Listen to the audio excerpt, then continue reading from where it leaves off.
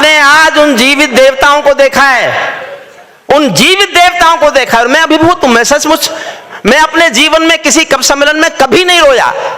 आज ने जाने कितनी बार मैं रोया, और मेरा मन करता था मैं भागूं, ऊपर आऊं और इन सैनिकों के, इन बेटों का पैर छू करके इनके पैर छू लूं, और मुझे कुछ पुण्य इनके मिल जाएंगे जो इन्होंने देश के लिए किया, जो देश के लिए किया। आदरणीय गुरमीत साहब, आपने जो दिखाया हमारे, मैं सबके नाम मुझे याद नहीं आए।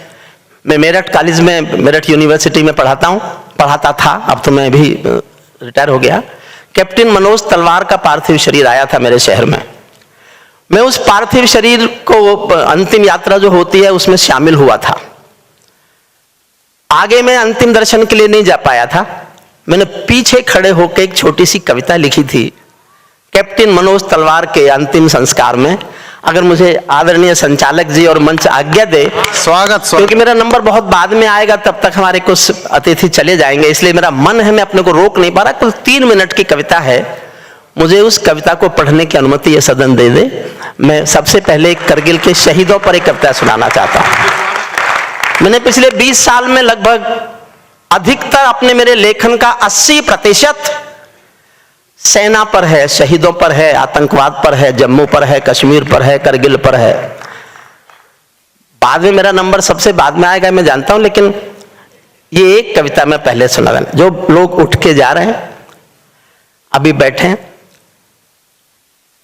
मैंने एक कविता में तो गुस्से में यहां तक लिख दिया था, इससे कड़ी बात कोई नेता को कह नहीं सकता। और मैंने इतनी चालाकी से कही कि नेता की समझ में आए नहीं और समझ में आए तो इतनी देर में आए जितनी देर में मैं वहां से निकल जाऊं। मैंने लिखा था, सैनिक अपने प्राण गंवाकर देश बड़ा कर जाते हैं। सैनिक अपने प्राण गंवाकर, देखिए मैंने कितनी सख्त बात कही है, सोचना नेताओं पर इससे सख्त कोई बोल नहीं सकता।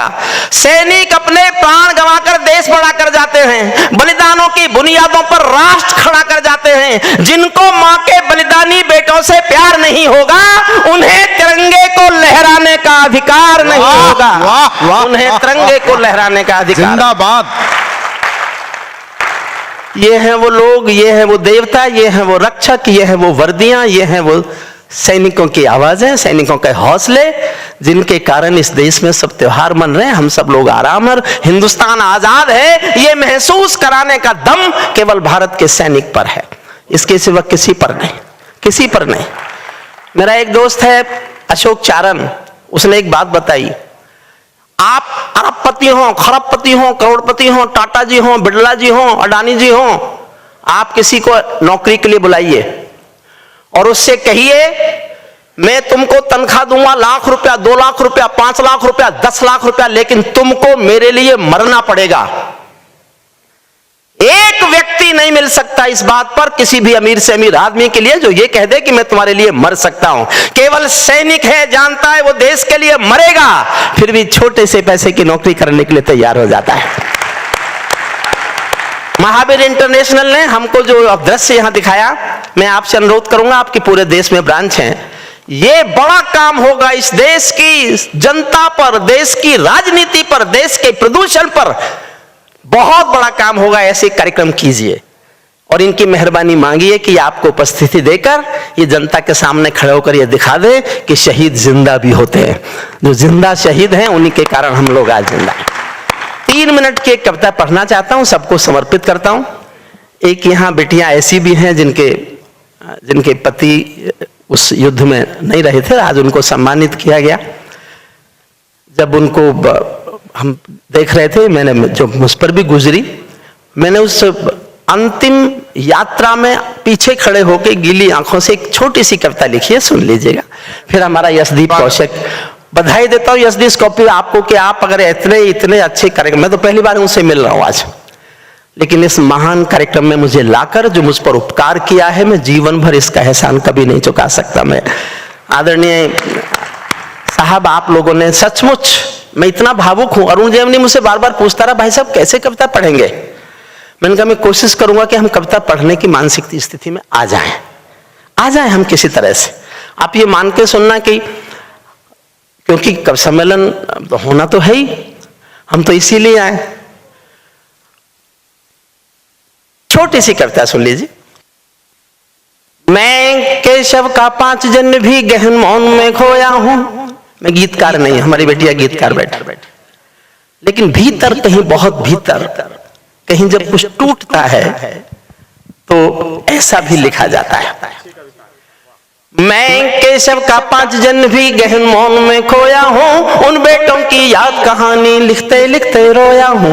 उन बेटों की याद कहानी लिखते लिखते रोया हूँ। जिस माथे की कुमकुम बिंदी वापस लौट नहीं पाई, चुटकी झुमके पायल ले गई कुर्बानी की यमराई। कुछ बहनों की राखी जल गई है बर्फीली घाटी में, वेदी के गठबंधन मिल गए हैं करगिल की घाटी में। पर्वत पर कितने सिंदूरी सपने दफन हुए होंगे, बसंतों के मधुमासी जीवन हवन हुए होंगे। टूटी चूड़ी धुला महावर रूठा कंगन हाथों का, कोई मोल नहीं दे सकता बासंती जज्बातों का, कोई मोल नहीं।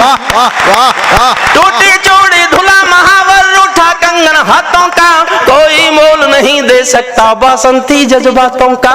जो पहले पहले चुंबन के बाद लाम पर चला गया, एक पल का एहसास जीना।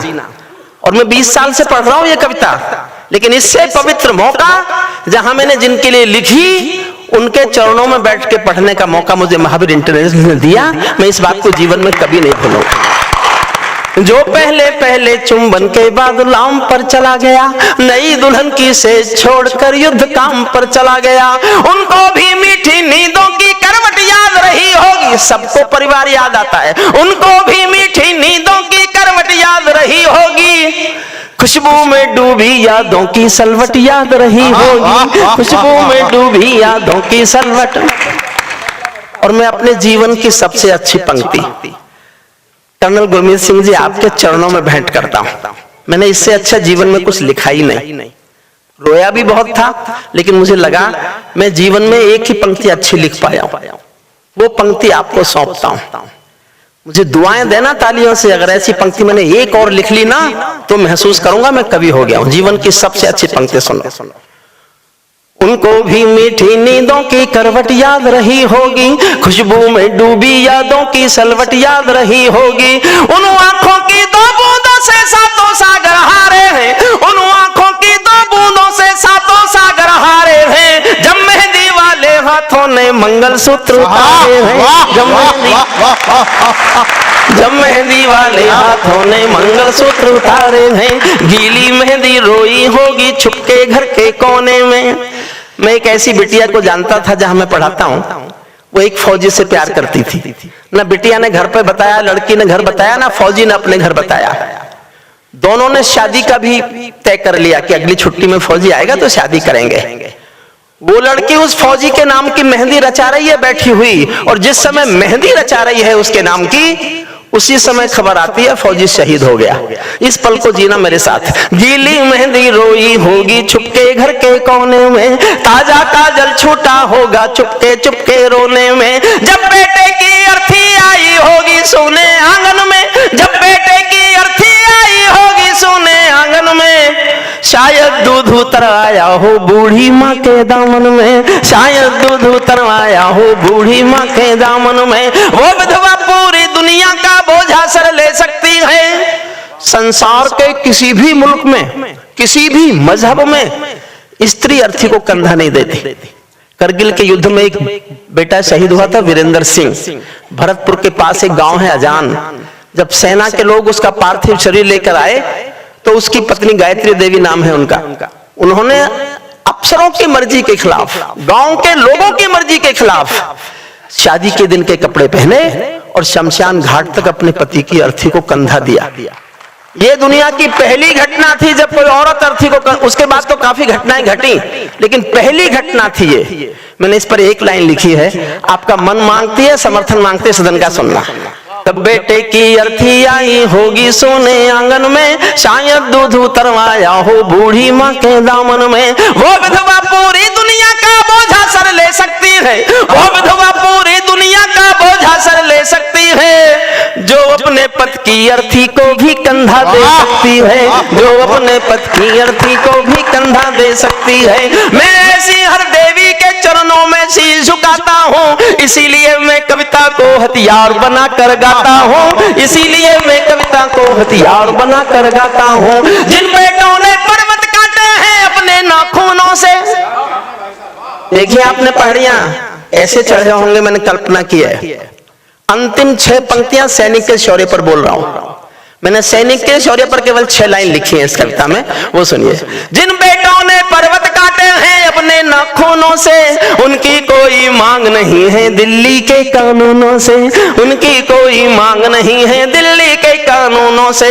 जो सैनिक सीमा रेखा पर ध्रुवतारा बन जाता है, उस कुर्बानी के दीपक से सूरज भी शर्माता है।